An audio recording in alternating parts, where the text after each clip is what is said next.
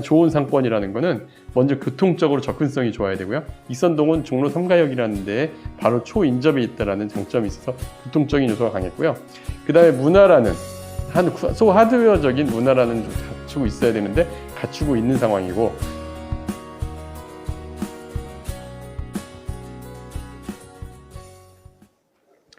안녕하세요. 월세고수TV의 최영수입니다. 네, 오늘은 젊은 MZ세대들에게 인기가 좋은 익선동 상권을 답사 다녀왔는데요. 네네. 이곳 상권은 언제부터 주목을 받기 시작했나요? 네, 이곳 상권은 사실 최근에 가장 핫플레이스죠. 저희가 그래서 현장도 다녀와 봤고요. 일단 익선동 자체에 대해서 좀 설명을 먼저 드릴게요. 익선동 그 상권은 일선동 166번지 110채 한옥으로 이루어진 한옥 거리라고 보시면 되는데, 먼저 지도로 좀 설명을 드릴게요. 지도를 보면은 익선동의 가장 큰 장점은 이런 한옥거리라는 특징이 있음에도 반면에, 우리가 기존의 한옥거리들은 보통 보면은 뭐 특징 있는 거는 역세권에서 멀거나 하지만, 여기는 지하철 종로 3가역 6번 출구에서부터 4번 출구까지 이어지는, 이렇게 이어진 지도로 보면은 한옥 전통거리라고 보시면 될 것 같습니다. 여기는 사실 원래 그 되게 오래된 집들이에요. 그러니까 1920년대에 약간 그 현대식으로 얘기하면 뉴타운처럼 그 한옥 110채를 한꺼번에 지어서 거리가 만들어진 그런 동네거든요. 가보면 되게 동네가 그 좀 모던한 근대식 한옥집이라고 보시면 돼요. 막 타일들도 좀 붙어 있고, 좀 아주 한 60년대 그 우리 동네 골목 같은 그런 느낌도 있고요.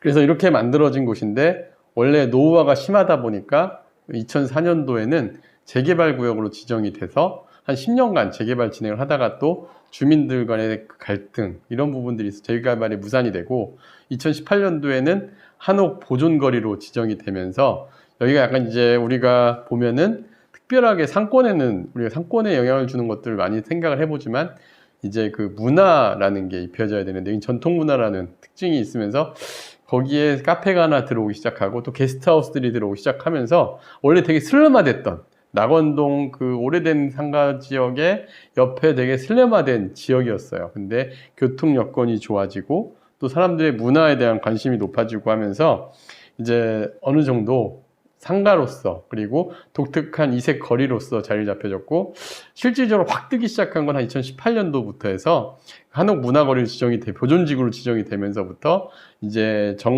시에서 여기를 활성화시키기 위한 다양한 옵션들이 제공이 되면서, 여기가 이제 많은 사람들의 관심을 갖고 또 핫플레이스로서 지금은 굉장히 서울에서도 최고 가는 상권이 만들어졌습니다. 네, 한국의 옛 정서가 많이 담긴 익선동을 다녀 보니 곳곳에 색다른 곳들이 많아서 눈에 띄었는데요. 네네. 이곳 상권을 답사 다녀온 이유가 있을까요? 네, 사실 이곳 답사 다녀온 건 저희가 사실 투자처로서는 별로 추천드리고 싶진 않아요. 이 지역은 저희가 월세고수TV의 취지는 상가 투자나 상업용 부동산 투자에 있어서 임대 사업을 하시는 분들에게 맞는 투자처인가, 이런 생각들을 가지고서 접근했는데, 사실 저희가 투자처로서는 큰 의미는 없다라고 보여집니다. 일단 갑자기 상권이 활성화되면서 매매가가 너무 많이 올라와 있고 임대료도 올라와 있는데, 왜 투자처로 메리트가 없냐면, 일단 토지로서 투자할 때는 여기에 개발 이슈, 그 다음에 개발 이익이 있어야 되는데, 여기에 한옥 보존지구로 뭔가 새로운 건축물을 건축하기 어려워요. 이 건축물 되게 지도로 보면 되게 재밌는 게, 여기 한옥 문화거리라고 해서 딱 이 도로 이 선을 딱 그어져 있는데, 이 선을 벗어난 바로 옆 건물들은 신축 건물들을 막 들어오고 있습니다.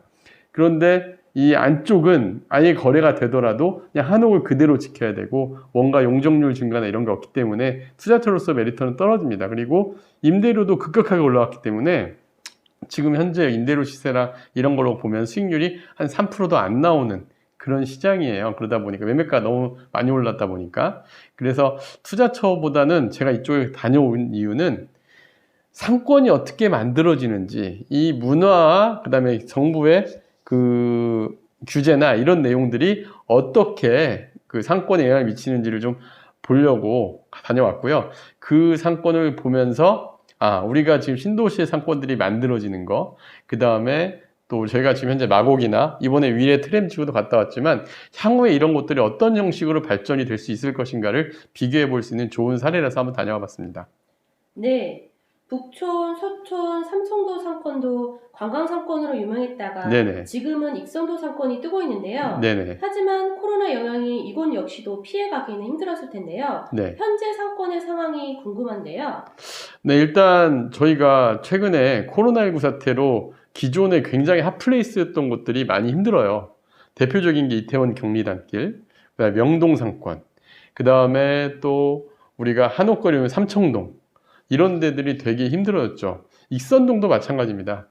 우리가 그동안 지금 유명 상권들 돌아보면서 광화문, 공덕, 뭐 이런 상권들 많이 봤잖아요. 이런 상권들하고 대비되는 거는 기존 배우 세대가, 배우 인구가 막 갖춰진 곳들은 코로나 시기에도 어느 정도 상권이 유지가 됩니다.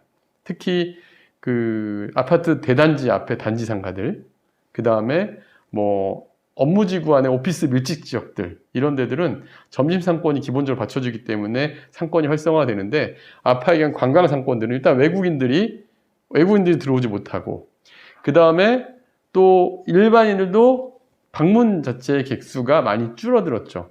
근데 익선동도 마찬가지예요. 사실 코로나로 전혀 이렇게 핫플레이스임에도 불구하고 익선동 역시도 매출이 많이 주는 모습들을 보였고, 실제로 가서 봤지만 핫플레이스 같은 식당들 잘 되는 곳도 있는데, 반면에 공실 상가들도 많이 늘어나고 있는 추세라는 걸 좀 볼 수가 있었어요.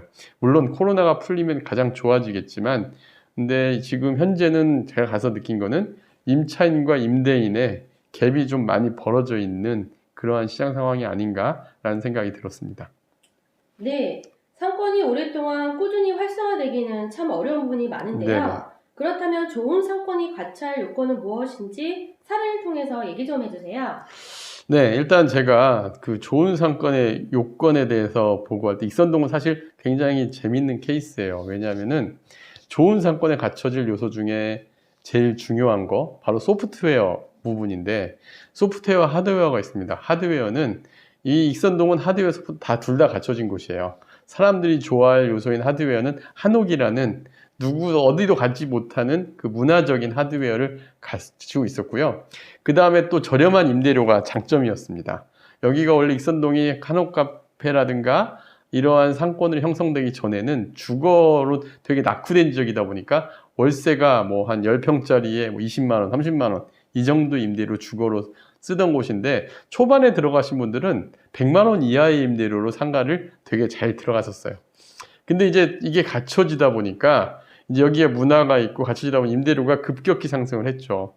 근데 여기도 임대료가 급격히 상승을 했을 때 과연 어디까지 갈 수 있을지는 모르겠지만, 제가 시장 조사를 해보니까 현재 임대료로 전용 20평 정도 되는 그 한옥 상가가 한 1억 5천에 650만 원짜리 사례를 봤었고요.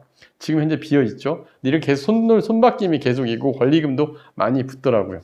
근데 어쨌든 이렇게 문화가 갖춰지고 그 다음에 하드웨어와 소프트웨어가 갖춰지면 사실 투자처 입장에서는 소프트웨어가 이끌고 가는 상권이 매력적이진 않아요. 왜냐하면 이 소프트웨어가 떠났을 때 상권이 무너지는 경우들이 많이 있습니다. 그러려면 이 갖춰진 좋은 상권이라는 거는 먼저 교통적으로 접근성이 좋아야 되고요. 익선동은 종로 3가역이라는 데에 바로 초인접에 있다라는 장점이 있어서 교통적인 요소가 강했고요. 그 다음에 문화라는 하드웨어적인 문화라는 좀 갖추고 있어야 되는데 갖추고 있는 상황이고, 이거와 유사하게 우리가 비교를 해서 제가 이제 따져보니까 신촌에 걷고 싶은 거리, 거기에도 정부에서 그 신촌역에서 연세대까지 가는 길을 걷고 싶은 거리로 주말에 막으면서 축제 같은 그러한 문화가 같이 형성이 되면서 상권이 살아나는 걸 볼 수가 있었는데, 제가 이곳을 갔던 이유 중에 하나가 현재 마곡과 위례 힘든 상권들이 어떻게 될 것인가 미래를 그려보기 위해서 한번 가봤는데, 여기도 위례도 트램이라는 하드웨어, 마곡은 문화거리의 미술관부터 해서 걷고 싶은 길이라는 하드웨어들이 갖춰져 있고 지하철역이 둘 다 갖춰져 있는 곳들이잖아요. 그래서 여기들도 좋아질 수 있겠구나라는 걸 비교를 해보기 위해서 좀 가봤는데, 시간이 물론 걸릴 겁니다. 그래서 이런 요소들, 교통과 문화, 그리고 하드웨어까지 갖춰진 곳들을 찾는 것이 중요할 것 같습니다. 네, 다음 강의도 기대하겠습니다. 네, 감사합니다.